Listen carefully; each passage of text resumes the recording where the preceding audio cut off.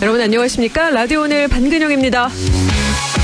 오랜만에 우리 경제에 훈풍이 불고 있다는 반가운 소식이 잇따라 들려왔습니다. 한국은행이 발표한 11월 소비자 심리지수가 112.4. 이는 2017년 11월 이후 무려 8년 만에 가장 높은 수준인데요. 소비자들이 다시 지갑을 열기 시작했다는 뜻입니다.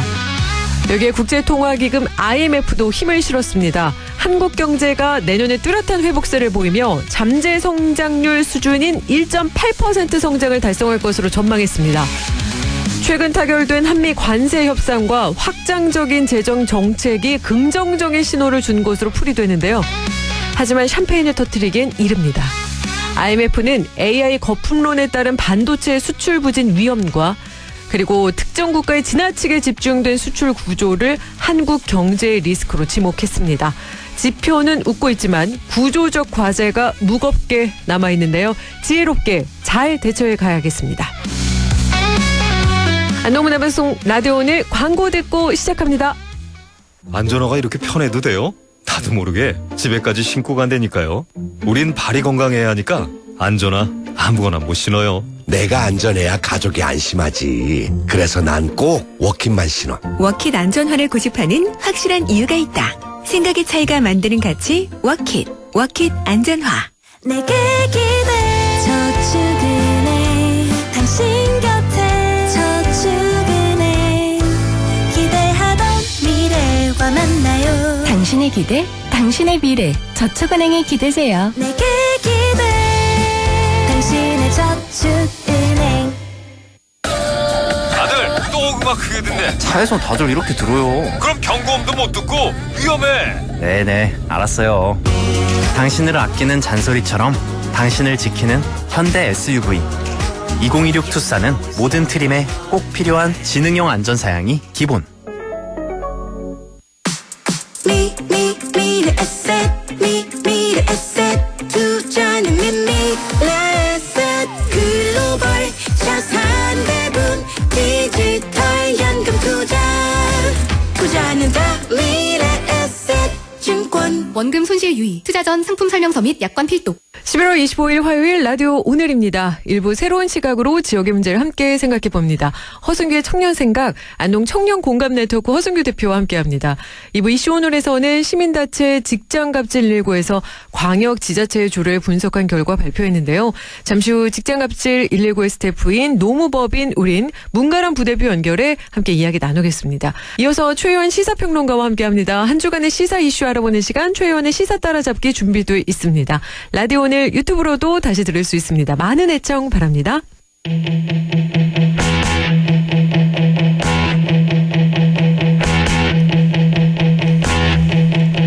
청년의 눈으로 지역사회 이슈를 바라봅니다. 허승규의 청년생각 안동 청년공감네트워크 허승규 대표와 함께합니다. 안녕하십니까? 네, 반갑습니다. 허승규의 청년생각 오늘 주제는 무엇일까요? 네, 어저께 안동시 농업기술센터 대강당에서 네. 경상북도의 산불 특별법 주민 설명회가 열렸습니다. 예. 지금 경상북도에서 지난주 수요일 경북 영양군을 시작으로 5개씩은 설명회를 하고 있는데요. 예. 주민 설명회 소식과 또 특별법 이후 쟁점과 과제, 또 향후 경북 산불 피해 주민 대책위 활동을 오늘 소개해드리고자 합니다. 네, 산불 특별법 주민 설명회가 어제 열렸는데 허 대표님께서 참석하신 거죠? 네, 처음부터 끝까지 참석했습니다. 와, 예, 어떠셨나요? 네, 먼저 어제 농업기술센터 대강당에서 열린 설명회 일단 좌석이 다 찼습니다. 어머. 일부 주민들을 서서 예, 들었고요. 예. 지난 10월 28일에 산불 예. 특별법이 이제 시행이 되지 않았습니까? 네. 그래서 한 달 만이죠. 한 달이면 길다면 길 수도 있는데 우리 주민들에겐 정말 애타는 시간이었습니다. 예. 그래서 주민들이 특별법 이후에 무엇이 달라지는지 특히 가장 궁금했던 것은 다양한 피해 지원이 어떻게 이루어지는지에 예. 대한 질문들이 많았습니다. 또 이와 함께 또 산불 재난 회복에 함께 해온 피해 주민 대책위, 경북 산불 네. 피해 주민 대책위가 소책자를 만들었습니다. 한 열흘 전에 만들었던 소책자도 같이 배포되었고요. 예. 다양한 질문들이 오갔는데 특히 이제 뭐 이런 것들이죠. 주택 네. 추가로 지원되느냐. 좋은 탄고 불탔는데 지원되느냐. 예. 세입자들 소외되었다. 세입자들에 대해서 추가적으로 피해 지원이라든가 예. 이런 것들이 있느냐. 또 소상공인과 중소기업들 어떻게 되느냐. 이런 사각지대 지원 여부 등에 대한 어떤 질문들이 오고 네. 갔고요. 몇 가지 쟁점을 추리면은 결국은 시행령을 어떻게 제정할 것인가. 시행령에 어떤 내용을 담을 것인가. 그리고 국무총리 소속 그 피해 지원 재건위원회 역할에 네. 대해서 과연 이것이 제대로 기능할 수 있겠냐. 그리고 특별법에 들어가지 않았던 내용들이 있거든요. 예. 이런 사각지대 해서 어떻게 할 것인가 이런 것들에 대해서 많은 의견들이 오고 갔습니다. 예. 주민들이 좌석에 만석이 되고 일부는 서서 이렇게 참여하신 분도 계셨다라고 하셨는데 전체적인 분위기는 어땠나요? 주민들이 예. 제일 느꼈던 감정은 답답함이죠. 그러니까 특별법이 통과가 됐는데 뭐가 달라지냐에 대해서 네. 잘 모르시는 거예요. 그 특별법 내용이 일반인들이 보면은 네. 잘 읽히지가 않거든요. 그러면 이제 저희가 주요 쟁점인 시행령 제정 관련부터 한번 살펴볼까요? 네, 그 시행령 제가 지난주 방송에도 말씀드렸지만은 예. 지금 산불 특별법의 피해자 지원에 대한 주요 조항이 그 14조부터 17조에 몰려 있습니다. 예. 뭐 17조 같은 경우는 농업, 임업, 수산업의 피해 복구 지원 조항인데 예. 어떤 항목을 지원할 수 있느냐 보면은 뭐 농경지 복구, 농림시설, 농작물, 뭐 산림작물의 복구 여기에서 시설이라고 하면 농기계 등을 네. 포함해요. 그러면 네. 이 법만 봤을 때는 이런 생각이 들 수 있는 거죠. 나 좋은 창고 불탔는데 네. 피해 보상 제대로 못 받았는데 네. 이거 얼마 받을 수 있어요? 이런 질문이 생길 수밖에 없잖아요. 그렇죠. 대부분의 구체적인 지원 기준과 범위는 시행령으로 위임되어 있습니다. 예. 시행령이 뭐냐면은 우리나라에서 최고 법 규범이 헌법이죠. 예. 헌법 밑에 법률. 국회에서 만드는 거죠. 예. 그 법률 밑에 법률의 구체적인 지침을 담은 게 령이에요. 령. 예. 시행령은 대통령령도 있고 장관령이 있습니다. 그리고 시도의회에서 만드는 지방자치단체에서 만든 조례. 예. 조례 밑에 이제 규칙, 뭐 안동시장이 만든 규칙 등이 있는데 즉 구체적인 지원과 기준과 범위는 시행령으로 다 위임을 해놨기 때문에 네. 이 법만 봐서는 내가 얼마나 지원받을 수 있는지는 미정인 거예요. 예. 그러니까 이제 공무원들도 답변을 하는데 이 추상적인 거죠. 그러니까 주민들이 설명회를 들어도 이 시원하지 않은 겁니다. 그렇네요. 이 시행령 제정 기한이 2025년 1월 29일이에요. 예. 근데 1월 29일이라고 해도 많이 남은 것 같지만 이게 빠듯한 것 같은데요? 그렇죠. 연말에 뭐 예. 송년회하고 크리스마스 예. 지나고 예. 뭐 해돋이 보면 끝나는 예. 거니까 네. 그래서 많은 주민들이 반복적으로 얘기한 것이 네. 시행령 제정과 관련해서 주민들과 함께해라. 소통창구 마련해라. 예. 대책이랑 간담회해라. 그러니까 행정에서 초안 자기들끼리만 만들지 말고 그렇죠. 초안이 나오면은 빨리 주민들에게 공유해가지고 부족한 부분 메꿔서 다시 네. 예. 고쳐야 되거든요. 그래서 이 시행령 제정을 위한 주민 간담회, 시행령 초안에 대한 적극적인 의견 수렴이 필요해요. 여기서는 경상북도 안동시 역할도 중요하지만 이것을 만드는 주무 담당 부서가 행정안전부거든요. 예. 그 행정안전부가 경북 지역 순회 돌면서 시행령에 대한 간담회를 해야 되고요. 네. 그리고 행정이 일할 수 있게 만든 게 국회 아니겠습니까? 그렇죠. 국회 산불특위. 뭐 우리 지역에 김영동 국회의원, 네. 임미애 국회의원 열심히 하고 계신데 행정안전부, 국회 산불특위가 같이 지금 판을 짜서 지금 2달밖에 안 남았습니다. 그렇죠. 이 시행령에서 최대한 주민들이 원하는 부분들이 반영될 수 있도록 해야 됩니다. 예. 구체적인 지침이 이제 시행령이다라는 말씀해 주셨고 소통창구를 마련해서 끊임없이 소통을 해야 된다라는 이야기 또 행정안전부 국회산불특위의 역할이 더욱더 중요하다라는 말씀까지 해주셨는데요. 국무총리 소속 피해 지원 재건위원회에 대한 기대도 클 것 같은데 중요한 역할을 해야 되지 않나요? 그렇죠? 네, 지난주 방송에도 말씀드렸듯이 예. 이번 산불특별법에는 너무나 피해 유형들이 많기 때문에 네. 일반적인 법률로 피해 구제가 안 될 수 있어서 네. 뭐 사각지대라든가 이런 것들을 다 심의해서 의결해서 지원하는 기구가 만들어졌습니다. 이것이 예. 바로 국무총리 산하에 피해 지원 및 재건위원회라는 기구가 네. 있어요. 예. 그래서 어제 경상북도에서도 각종 사각지대에 대한 질문을 다 재건위원회 쪽으로 네. 넘기는 듯한.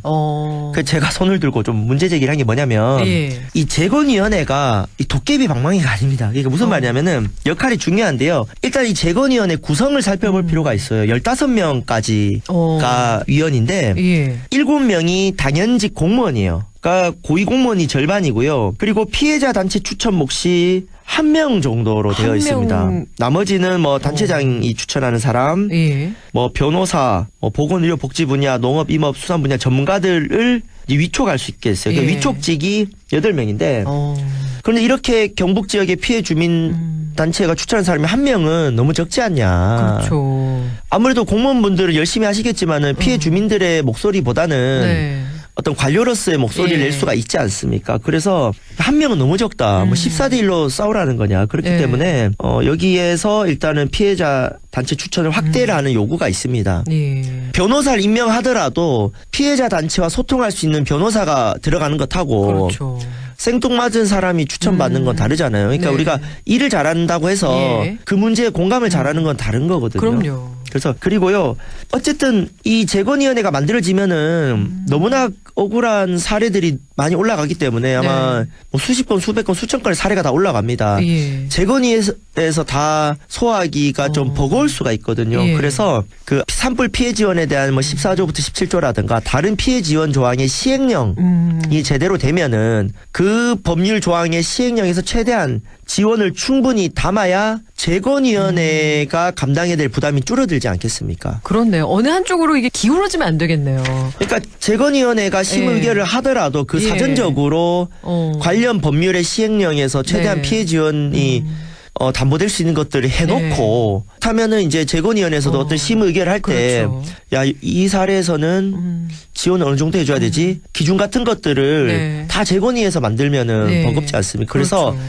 재건위원회가 역할을 잘하기 위해서라도 시행령이 잘 만들어져야 된다. 그렇다면 현재 산불특별법에서 빠진 피해 지원 필요 사례 그리고 각종 사각지대는 어떻게 풀어가면 좋을까요? 네, 대표적으로 이제 많은 주민들에게 좀 아픈 이야기지만은 네. 특별법이 통과되면은 지금까지 받은 주거 피해가 네. 더 많이 받을 수 있다고 생각들을 하게끔 또 정치권에서도 그렇게 얘기한 부분이 있죠. 그런데 현재 산불특별법에서 주택에 대해서는 추가적으로 지원할 수 있는 법적 근거는 찾기 어려워요. 아, 그런 거예요? 네, 그러니까 지금 법률 조항에서는 근데 이런 부분들이 이제 좀 더 해석이 필요한데 이게 포함이 되느냐 안 되느냐 지원의 경계에 서 있는 것들이 있어요. 예. 예를 들어 저온창고. 저온창고는 농업에 대한 시설로 볼 수 있기 때문에 제가 네. 봤을 때는 법적 지원의 근거가 예. 있습니다. 예. 그래서 시행령에서 최대한 이런 지원 예산을 확보하고 그리고 25조에 예. 피해 지역 지방 소멸 대응 기금 우선 배분 특례 조항이 있습니다. 이게 네. 무슨 얘기냐면은 지방 소멸 지역에 네. 내려 보내줄 돈이 있는데 네.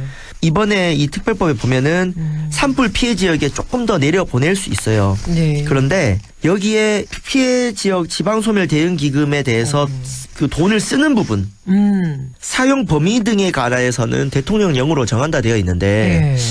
제 생각에는 이 지방소멸 대응기금 받은 돈은 기존의 법률에서 지원받을 수 없는 항목으로 만약에 한다면 주택의 추가 지원도 가능하지 않을까. 근데 이번 법률 검토 필요합니다. 이건 제가 예. 어제 생각한 거라서 예. 저보다 좀 똑똑한 변호사분들이 제 방송 듣고 의견 주셨으면 좋겠고. 공부 열심히 하셨네요. 우리 아 근데 대표님. 이게 뭐 제가 법 전문가가 아니어가지고 좀 더 예. 공부가 필요하고요. 예. 그래서 어쨌든 시행령으로 뭐 농막이라든가 저온창고라든가 임업이라든가 최대한 돈을 받으면은 지금 민간 성금이 묶여 있는 게 있어요. 아. 그리고 지방자치단체 자체 예산들 있잖아요. 예, 이것을 나중에 어. 이 특별법에서도 네. 지원받을 수 없는 것들을 이제 지원해 줄 수 있는 거죠. 지금 내가 피해받은 항목이 가나다가 있다. 네. 근데 가는 지원받을 수 있다. 나는 시행령에 따라 지원받을 수도 있고 안 받을 수도 있다. 네. 다는 못 받는다 했을 때 못 받는 것만 생각해서 낙담할 게 아니라 받을 수 있는 부분이 늘어나면은 네. 결국은 정부 예산이 절감되는 거잖아요. 그렇죠. 그 지원 못 받는 쪽으로 내려보내는 예산을 그 다른 지원에 나갈 돈으로 상쇄가 된다면은 또 추가적인 지원이 나올 수도 있으니까 좀 피해 주민 여러분들도 좀 함께 목소리 내서 그렇네요. 더 요구해야 되는 시점입니다. 네. 어떻게 하면 더 잘 받을 수 있을까? 이렇게 우리 허 대표님처럼 연구를 좀 하고 해야 되겠네요. 그 빈틈을 좀 노려야 되는 부분도 있네요. 네, 이 정치의 세계라는 게 딱 뭐 아니면 또 이런 게 아니거든요. 네. 그 받을 수도 있고 안 받을 수도 있고 이런 부분들이 많기 때문에 네. 사실 피해 주민들도 피해 주민들이지만은 예. 정치권과 행정에서 예. 좀 각별한 노력이 필요합니다. 그렇습니다. 그렇다면 산불 특별법 설명회 이후에 피해 주민들의 일상 회복을 위해서 어떻게 하면 좋을지 활동 계획도 궁금하거든요. 네, 일단 가장 중요한 것은 행정이 주민들과 적극 소통을 네. 해야 됩니다. 오늘 방송 나오는 그 11월 25일 화요일이죠. 경상북도와 산불 피해자 단체 간담회가 있었습니다. 산불 피해자 단체에서는 그 추가 조사 신청 시에 기존의 재난 시스템 입력한 것 이외의 별첨 자료 제출할 수 있도록 시군의 공문 발송 요청을 경상북도에 했고요. 네. 그리고 아까 말씀드린 것처럼 재건위원회, 위촉직 추천위원 수에 피해자 예. 단체 추천인이 늘어야 된다. 그 외에 사각지대 해소, 그리고 가장 중요한 겁니다. 소통 창구. 네. 그동안 경상북도 안동시가 소통을 제대로 했냐 이거 저희 지금 따지지 않겠습니다. 남은 2달 동안은 피해 대책이 그리고 피해 주민들과 소통을 많이 해야 시행령이 제대로 나올 수 있고요. 네. 그다음 시행령에 관해서는 제가 경북 산불 피해 대책이 4가지 요구 사항이 있습니다. 예. 첫 번째가 재건위원회 전문위원 추천권을 대책위에 주라는 거고, 예. 2번째는 국회 특별법 초안에서 빠졌던 거죠. 실피해액의 70%, 치액계책의 100% 이렇게 좀 구체적인 수치를 확보해라.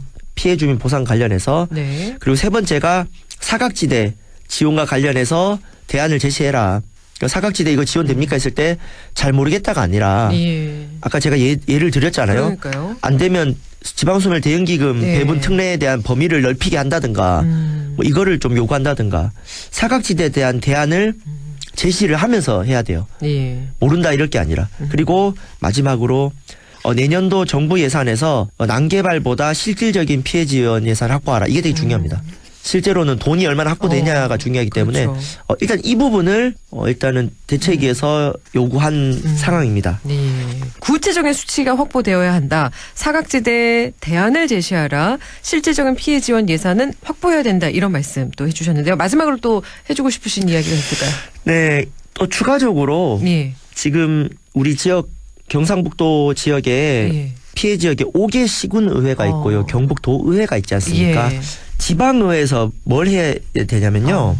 지방의회에서 결의안, 촉구안 이렇게 성명을 낼 수 있습니다. 아, 예. 이게 법적인 구속력은 크지 않더라도 안동시 의회, 경북도의회에서 산불 피해 대책에 대해서 정부에게 요구하는 시행령 제정에서 이런 거 보장하라라고 결의안 내는 거 이거 예. 돈 안 들거든요. 예. 그리고 의원님들이 해주시면은 예. 언론에 나옵니다. 그래서 12월이면은 모든 지방의회에서 내년도 예산안 심사라든가 본회의를 합니다. 그렇죠. 어차피 의원들이 모이잖아요. 예. 그래서 제가 콕 집어서 말씀드리겠습니다.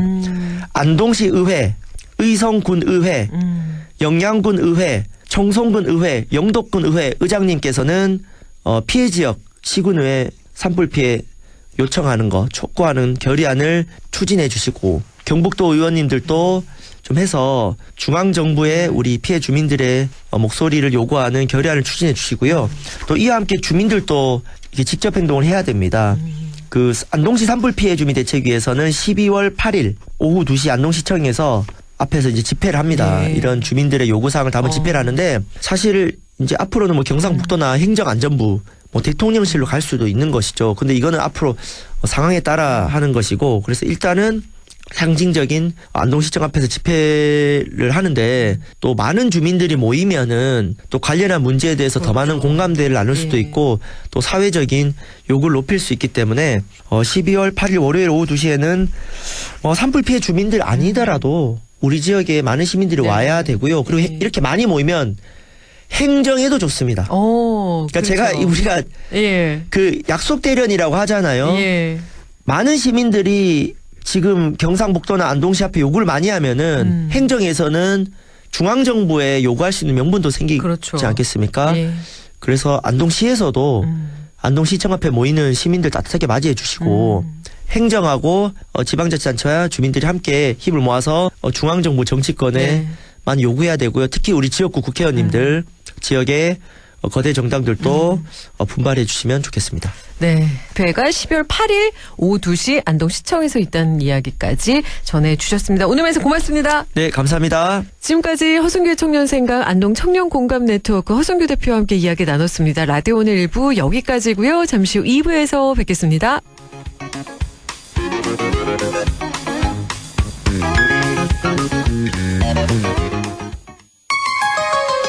MBC 라디오 지역과 함께 성장해갈 인재를 키웁니다. 지역교육 혁신을 주도하는 안동과학대학교. 새로운 도전을 위한 성인학습자 평생 직업교육. 해외 우수인재 지역정착을 위한 명품 교육과정 혁신. 대학이 지역의 미래다. 혁신을 주도하는 안동과학대학교. 아, 땡긴다 땡겨. 매콤새콤 달콤한 맛. 무침에는 역시 땡기네 가오리. 장례식장 등 각종 대소사 최고의 인기 메뉴 땡기네 가오리. 물이 생기지 않아 언제 어디서든 포장 배달 택배 모두 가능한 안동 땡기네 가오리. 054-852-4988. 한순간에 일어나는 금융사기 예방과 대처법 알려드립니다. 첫 번째, 매일 문자 메시지에 있는 확인되지 않은 링크는 클릭하지 마세요. 개인정보 유출의 통로가 될 수 있습니다. 두 번째, 주민등록번호, 통장 비밀번호 등 개인정보를 전달하지 마세요. 대한민국의 공공기관에서는 전화나 문자 메시지로 개인정보를 요구하지 않습니다. 세 번째, 금융사기 피해가 의심된다면 112에 신고하고 해당 은행 고객센터에 전화하세요. 해당 계좌의 지급정지를 요청할 수 있습니다. 네 번째, 금융사기 피해 금액에 대해서는 해당 은행을 방문하여 피싱사기 피해금 환급을 신청하세요. 다섯 번째, 은행의 보안 서비스를 적극 활용해주세요. 확인되지 않은 PC에서는 이체가 안 되게 하거나 해외 IP를 차단하는 등 금융사기 예방이 가능한 서비스를 이용할 수 있습니다. 한순간의 클릭으로 일어나는 금융사기 예방과 대처법을 꼭 기억해주세요.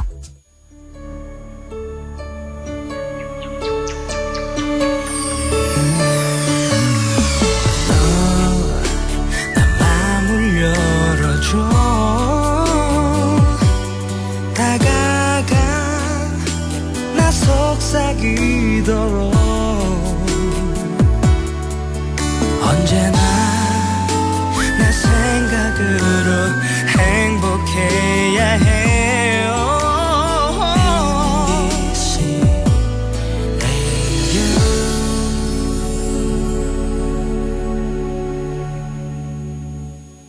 100.1 MBC 라디오.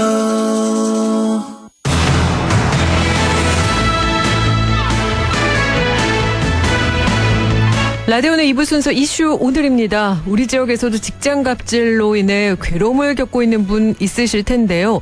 제도적으로 충분한 도움을 받지 못하는 게 현실이라고요. 최근 시민단체 직장갑질 119에서 17개 광역지자체의 조례를 분석했더니 미흡한 점이 많았다고 합니다. 직장갑질 119의 법률 스태프 노무사인 노무법인 우린 문가람 부대표 연결해 자세한 이야기 들어보겠습니다. 안녕하십니까 부대표님. 안녕하세요. 문가람 노무사입니다. 네, 반갑습니다. 시민단체 직장갑질 119의 법률 스태프로 활동 중이신데요. 직장갑질 119가 어떤 곳인지 궁금하거든요. 간략하게 소개 부탁드리겠습니다. 네, 직장갑질 119는 직장 내 괴롭힘 금지법이 만들어지기 전부터 2017년 정도였던 것 같은데요. 직장 내 갑질을 포함한 다양한 부당 대우에 대해서 무료 상담을 지원하고 있는 민간 공익단체입니다. 법 그래서 만들어질 때도 많은 역할을 했었는데 현재 200명 넘는 노무사, 변호사, 노동자 단체 활동가 등이 재능 기부 형식으로 참여를 하고 있고요. 정부나 기업의 지원 없이 시민들의 도움만으로 운영되고 있어서 많은 관심 부탁드리겠습니다. 네, 시민들의 도움만으로 운영되는 곳이다라는 이야기 해주셨는데요. 최근 직장갑질 119 조사에 따르면 17개 광역지자체의 조례를 분석한 결과를 발표하셨는데요. 대부분 현행법 수준에도 못 미친다 이런 평가가 나왔다고요. 현황이 어떤가요? 저도 해당 연구를 함께한 입장에서 많이 당황스러웠는데요. 주요한 내용을 살펴보면 2021년 근로기준법 개정을 통해서 직장 내 괴롭힘 사건의 객관적 조사가 명문화됐음에도 해당 내용이 반영된 조례가 단 한 군데도 없더라고요.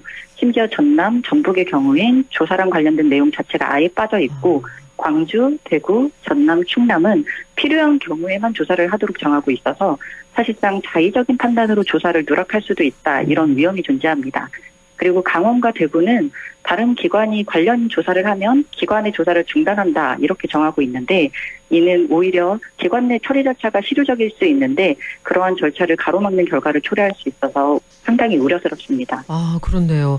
경북의 경우에도 예방대책 수립 조항은 있지만 징계나 피해자 분리 같은 실질적인 보호 규정에 빠져 있었는데요. 이럴 경우에는 어떤 문제가 발생할 수 있을까요? 우선 경북조례는 직장 내 괴롭힘 사실이 확인된 이후에만 보호 조치를 하도록 정하고 있는데 그렇다면 신고 이후 조사를 하기 전 혹은 조사 중 괴롭힘이 인정되지는 않았지만 피신고인으로부터 위협을 받는 상황, 그런 2차 피해에 노출될 수 있는 상황들이 여럿 있거든요.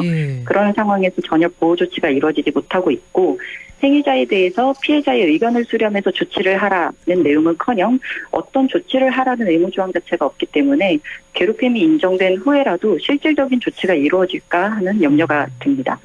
또 하나 주목할 건 불리한 조치를 금지하는 조항이 없는데요. 경북조례에는 직장 내 괴롭힘을 신고한 근로자나 피해자에 대해서 해고나 전보, 차별 등의 불이익을 주어서는 안 된다. 이런 핵심 조항이 빠져 있습니다. 이 조항은 근로기준법상 유일하게 형사처벌까지 가능한 조항인데요. 이게 조례에 빠지게 되면 공공부문 피해자 보호의 법적 실효성이 현저하게 떨어지는 그런 우려되는 부분입니다. 아, 실질적인 조치가 이루어질지 염려된다. 그다음에 불리한 처우 금지 조항이 없다 이런 점을 지적을 해주셨는데요. 지난해 우리 지역 영주에서도 직장 내 괴롭힘을 호소를 하던 공무원 숨진 사건이 있었습니다. 이후 조직적인 은폐 의혹까지 제기가 됐는데요. 이 사건에 대해서는 들으셨을까요? 네, 너무 안타까운 사건입니다. 우선 유가족분들한테 심심한 위로의 말씀을 먼저 전하고요. 해당 사건은 부당한 요구를 거부하자 노동자에게 업무 배제 등을 했던 그런 사건으로 기억합니다. 물론 공무원이기 때문에 노동자냐 이런 입장이 있으실 수 있는데 사실상 돈을 벌기 위해서 일을 하는 누구나 직장 내 괴롭힘, 갑질로부터 보호를 받아야 되는 거니까요. 근데도 당시 영주시가 직장 내 괴롭힘 예방을 위한 공공기관 가이드라인을 전혀 이행하지 않았다. 그리고 피해자의 이메일과 메신저 등 주요한 증거물을 좀 허술하게 관리했다. 이런 부분이 알려지면서 더욱 공분하셨던 것 같습니다. 예, 일반 직장인과 달리 공무원이기 때문에 직장 갑질에 있어서 더 불리한 점도 있는 것 같은데요. 어떤 개선이 필요할까요? 가장 큰 문제는 현행법상 공무원이 근로기준법의 적용을 받지 못한다는 점이 아닐까 싶은데요. 최근 원주시청 공무원 노동조합에서 노동절의 적용을 배제하는 것이 평등권 침해다라는 헌법소원을 제기했습니다. 노동자뿐만 아니라 임금을 목적으로 일을 하는 누구라도 보장받아야 되는 최소한의 기본적인 권리가 근로기준법이라는 것에 명문화가 되어 있습니다. 그만큼 공무원도 직장 내 괴롭힘 금지법과 같이 차이를 둘 이유가 없는 조항들은 적용받도록 해야 된다 이런 생각이 들고요. 한편으로 공무원분들을 상담을 많이 하면서 느낀 건 지역 공무원은 해당 지역에서 수십 년을 지내야 되기 때문에 한번 소문이 잘못 나거나 흔히 말하는 상사에게 찍히는 상황 이런 상황에서 관계를 개선하는 게 매우 어려우신 것 같더라고요. 그렇다 보니까 조직 문화가 훨씬 보수적이고 경직되고 그러다 보니까 그만두거나 극단적인 선택을 하는 것 이외에 다른 방법들을 많이 없다고 생각을 하시더라고요. 자생적으로 조직 문화 개선에 힘을 써야 되고 과도한 의전이나 상명 하분 문화 이런 것들을 좀 개선해서 권력 격차를 줄이는 것에 좀 노력을 많이 해야 되겠다 하는 생각이 들었습니다. 네, 조직 문화 개선에 힘써야 한다. 권력 격차를 줄이는 것이 필요하다라는 말씀까지 해주셨는데 직장 갑질과 관련된 인식도 여전히 미흡한 점이 많은데요. 경북도의회 교육위원회에서는 도의원들이 하급 직원이 기분 나쁘면 신고한다. 상사보다 먼저 출근해야 한다. 이런 발언이 나와서 논란이 됐는데요. 직장 갑질에 대한 이런 인식 어떻게 보실까요? 사회가 새로운 개념이 생겨나면 이걸 받아들이는 데 시간이 필요하니까 그래서 그런가 보다 하는 어떻게 보면 조금 이해가 되는 부분도 있기는 한데 아무래도 도의회 의원들이다 보니까 좀 더 숙고해 주셨으면 좋았겠다 하는 아쉬움이 많이 남습니다. 우리 사회가 유독 약자의 언어를 받아들이는 데 있어서 막연한 저항감이 있는 게 아닌가 생각이 드는데 특히 기득권일수록 본인이 가진 걸 아무래도 내놓아야 되는 상황이 생기다 보니까 더욱 쉽지 않은 것 같다 그런 생각도 듭니다. 우선 새로운 언어가 주는 변화의 힘이 저는 그만큼 커서 그렇다라는 생각이 드는데 직장 내 괴롭힘 금지 제도는 일이 아닌 것들로 노동자가 몸이든 마음이든 다치지 않도록 일하러 가서 일만 하고 올 수 있게 그렇게 지켜주는 최소한의 안전장치이자 인권보호장치라고 생각을 합니다. 조금 더 제대로 이해를 하고 제대로 자리 잡을 수 있도록 한다면 이렇게 우리의 정책을 위반하시는 분들께서도 좀 더 다르게 생각하실 수 있지 않을까 하는 생각이 듭니다. 최근 광주 북구청장의 전국 노래자랑 백댄서 동원 논란을 계기로 직장갑질 119가 장기자랑 공연 강요 신고센터를 운영하고 있다는 소식 들었는데요. 이런 신고가 꾸준히 들어오는 이유는 무엇 때문일까요? 아이러니하게도 이런 행위들이 사실 직장 내 괴롭힘 금지법을 만든 좀 주요한 원동력이었습니다. 예. 법 논의가 한창인 시점에 연일 보도된 괴롭힘 행위 중 하나가 이런 장기자랑을 강요하는 행위였는데요. 네. 당시 의사결정 과정을 모르니까 저도 조금 조심스럽기는 한데 왜 하필 남성인 구청장이 여성인 국가장급을 백댄서로 동원을 했을까?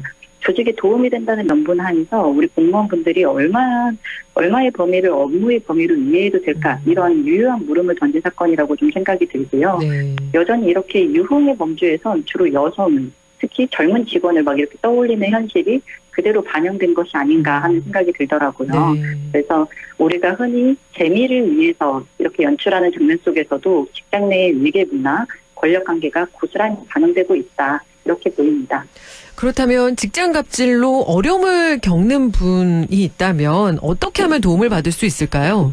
우선 가장 쉽게 접하실 수 있다고 말씀드리고 싶은 게 직장갑질 119의 오픈 채팅방입니다. 네. 익명으로 아무런 제한 없이 궁금한 내용을 물어보실 수 있고 예민한 부분은 이메일로 비밀 상담도 가능하니까 이렇게 상담을 우선 받아보셨으면 좋겠고 예. 고용노동부에서도 상담이 가능하긴 하지만 사실상 심층적인 상담은 어려워서 가급적이면 인근의 지자체 등에서 운영하는 노동권익센터를 찾아서 도움을 받으시면 어떨까 하는 말씀도 드리고 또 기관 내에서 본인이 속한 조직 내에 노동조합이 있다고 하면 전 노동조합이 실질적인 도움을 주는 그런 역할을 할 수 있다고 생각이 들어서 노동조합의 도움을 받아서 같이 문제를 해결하시는 것도 도움이 되실 것 같고 또 직접적인 구제 절차에서의 도움은 노무사를 통해서도 받으실 수 있을 거고요. 그리고 무엇보다 제가 피해자분들한테 많이 드리는 말씀이 괜히 본인 탓하지 마셔라 이런 말씀을 드리는데 이 정도는 다들 참겠지 하면서 속 끓이지 마시고 정확한 상담을 먼저 받아보시고 정확한 정보를 얻어서 적절하게 대처를 하셨으면 좋겠다 이런 말씀 드립니다. 오늘 말씀 여기까지 함께 하겠습니다. 고맙습니다. 네, 감사합니다. 지금까지 직장갑질 119 노무법인 우린 문가람 부대표 연결해 함께 이야기 나눴습니다. 라디오 오늘에서는 청취자 여러분의 참여를 기다리고 있습니다. 우리 지역에서 발생한 사건 사고 소식이나 함께 토론하고 싶은 내용을 안동 MBC 홈페이지 라디오 오늘 게시판에 올려주시기 바랍니다. 전화와 문자 참여도 하실 수 있습니다. 전화는 851국에 7191번, 문자는 샵 0913번으로 보내주시면 됩니다. 문자는 단문 50원, 장문 100원의 정보 이용료가 있습니다. 여러분의 많은 참여 바랍니다.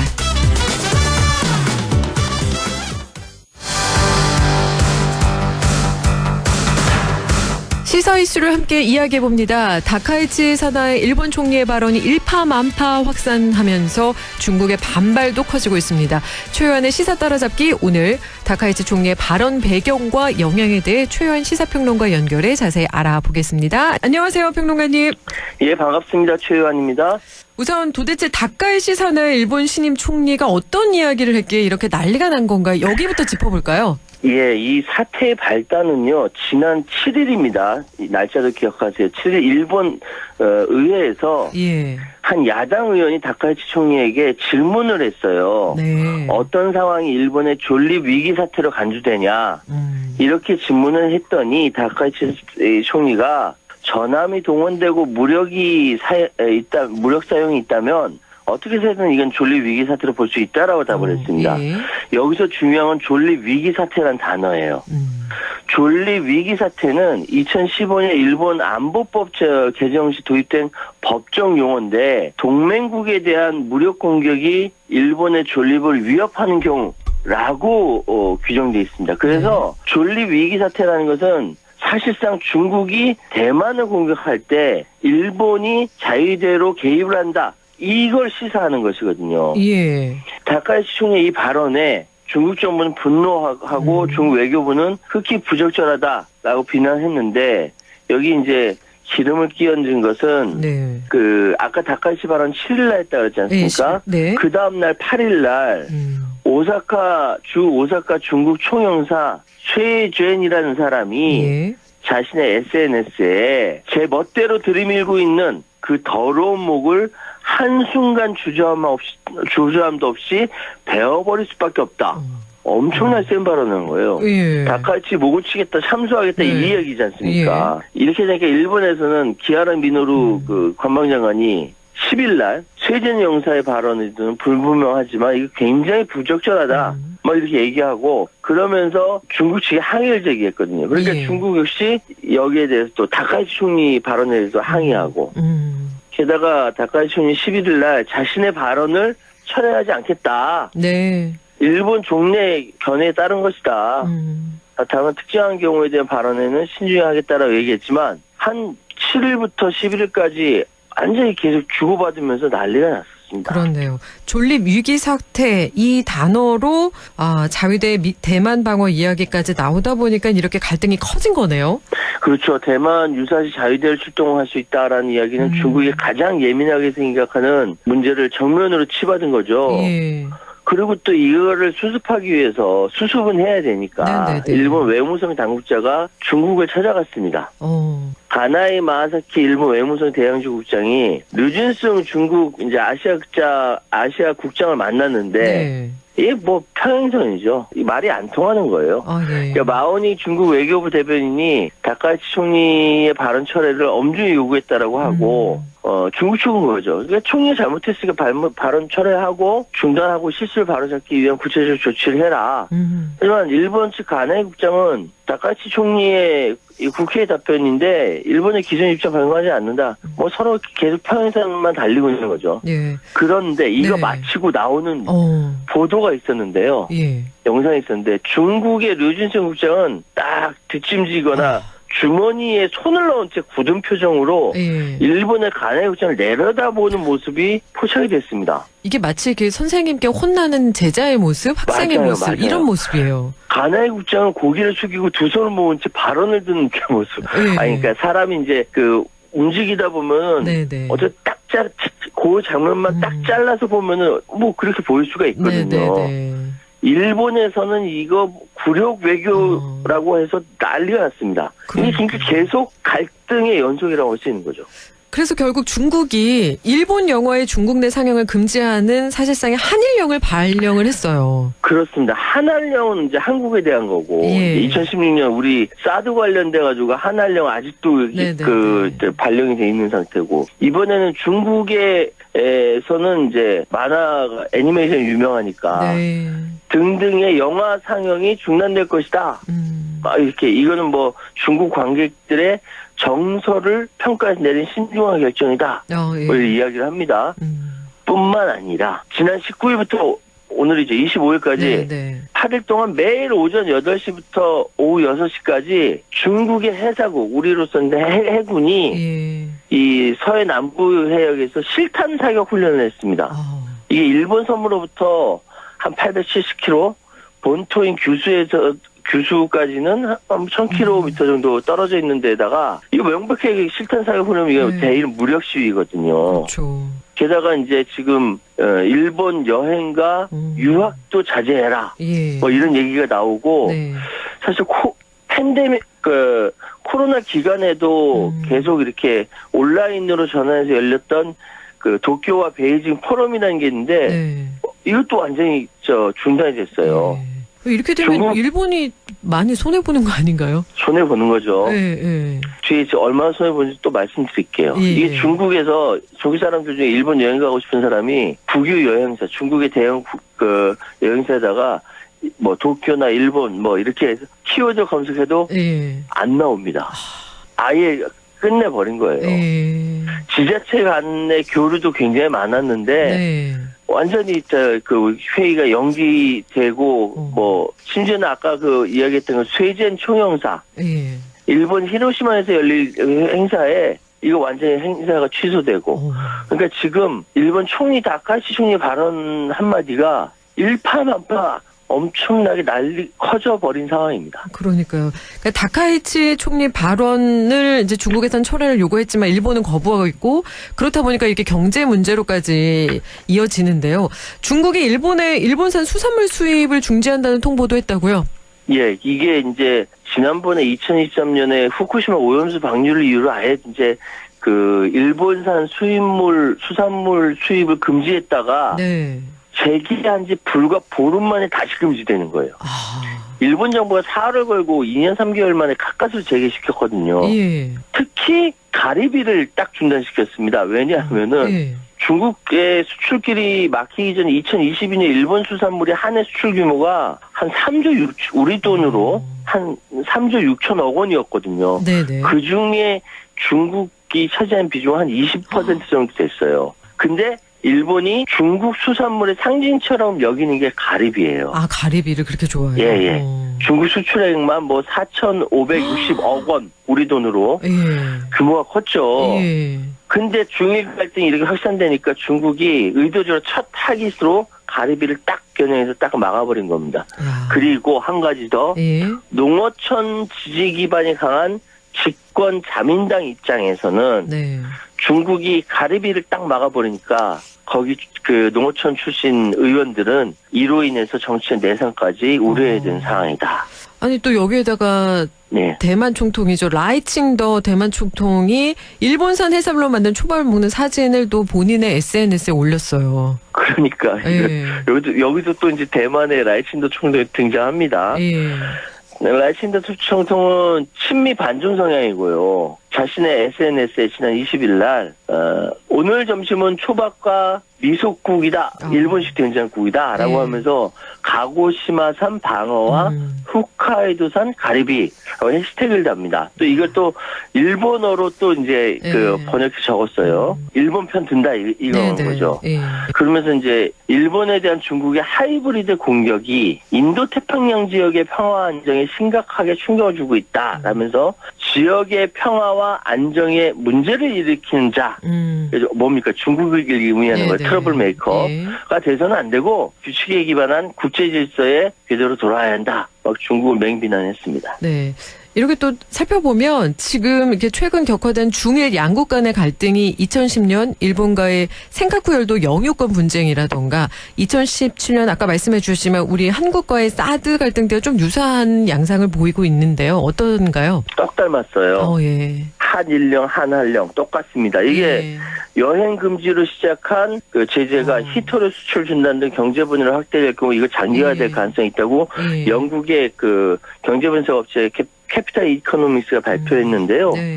실제로 지금 중국 정부가 일본 여행 제한한다, 여행 하지 마라, 유학 가지 마라.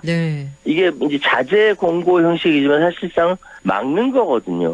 그렇죠. 그래서 제가 아까 말씀드렸던 일본 경제 피해가 지금 일본의 노무라 종합연구소에서 이야기를 했는데 이번 여행 제한 조치로 일본이 입게 될 경제적 피해가 2조 2천억 엔, 한 우리 돈은 한 21조 원에 달할 것이다. 상당하네요. 그러니까 그 일본 관광청에 따르면 지난해 전체 외래 방문객의 20% 수준이 중국 방문객이었는데 그게 한 1조 7,265억 엔, 한 16조 원 정도 돈을 벌어다 주던 거였거든요. 그게 다 일거에 날아가고 버린 것이죠. 이게 경제적 보복이라고도 볼 수 있잖아요. 당연하죠.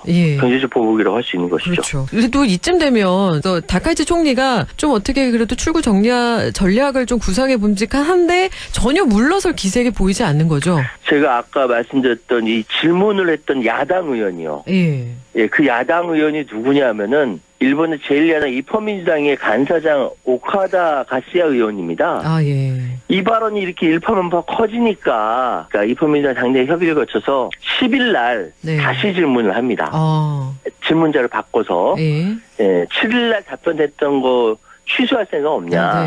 다카이치 총리 다시 질문을 해요. 그러니까 파장 가라앉히고 출구 전략을 만들어주려고 이 질문을 했는데 이 오카다 총리가 아니다. 난 취소할 생각 없다. 정부의 통일된 공식 입장을 삼지 않겠지만 발언 자체는 취소하지 않겠다. 라고 이야기를 한 거예요.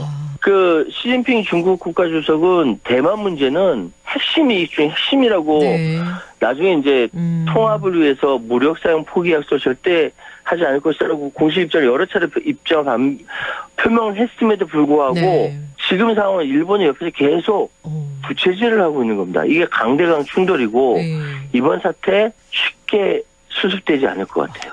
정말 심각한, 아주 매우 심각한 상황인데요. 이런 네. 상황에 대해서 일본 내 여론은 또 어떤가요? 그러니까 다카시 총리가 이걸 계속 처리하지 않는 이유도 예. 일본 여론이 다카시 총리에게 유리하기 때문에 그렇습니다. 아, 그렇군요. 지금 분위기가 밀리면 안 된다. 아. 그래서 심지어는 다카시 내각 지지율이 지난달 대비해서 5.5%포인트 올랐어요. 그래서 69.9%, 70%가 지지한다라는 거예요. 이런 상황이니까 반성할지 모르는 이제 퇴행 거듭한 일본을 보면 중국이 저렇게 격한 만을 탓할 수도 없는 것이죠. 그렇네요. 이 와중에 또 독도는 한국 땅이다라는 중국의 이례적인 지지가 있었다라는 얘기가 있는데요. 이 소식은 또 어떻게 해석해야 할까요? 요거는 좀 냉철하게 생각해야 합니다. 예. 사실관계가 어떻게 되냐면 지난 14일 날 예. 일본 정부가 도쿄에다가 게이트웨이 홀이라는 소위 얘기해서 영토 주권 전시관이라는 이거를 추가로 게이트웨이 홀을 열었는데 이 영토 주권 전시관이 뭐냐면은 좀 쉽게 말씀드리면 독도는 자기네 땅이라는 거예요. 독도에서 다케시마는 일본 땅이다 이 얘기예요. 이거를 디지털 지도에 막 표시해놓고 이걸 학생들한테 견학 방문하고 막 이렇게 하는 영토 주권 전시관이라고 합니다. 이거를 했더니 우리 정부가 가만히 있습니까? 항의를 하죠. 그렇죠. 이게 2018년에 개관하고 2020년에 더 크게 확장했다가 지난 4월에는 영상까지 보강하는 작업을 한 건데 우리 한국이 그래서 일본에 막 항의를 했는데 이 상황에 대해서 중국의 한국시보 기자가 중국 정부에 대해서 한국이 이렇게 강하게 항의하는 거에 대해 중국 정부의 공식 입장은 뭐냐라고 질문한 거예요.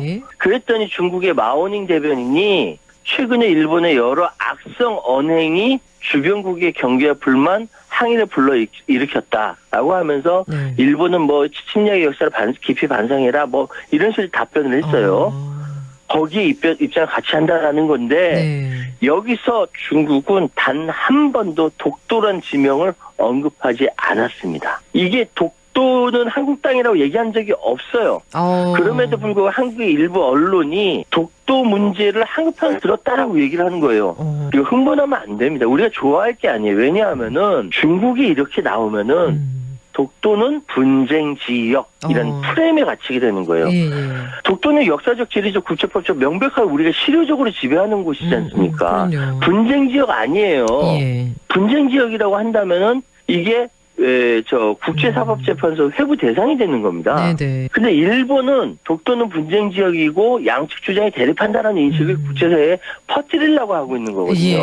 근데 중국이 이렇게 얘기 나오면은 분쟁 지역이란 프레임이 강화되는 거예요. 중국은 독도가 한국 땅이라서 지지하는 것이 아니라 일본의 역사 수정지로 공격하는데 이걸 활용했을 뿐입니다.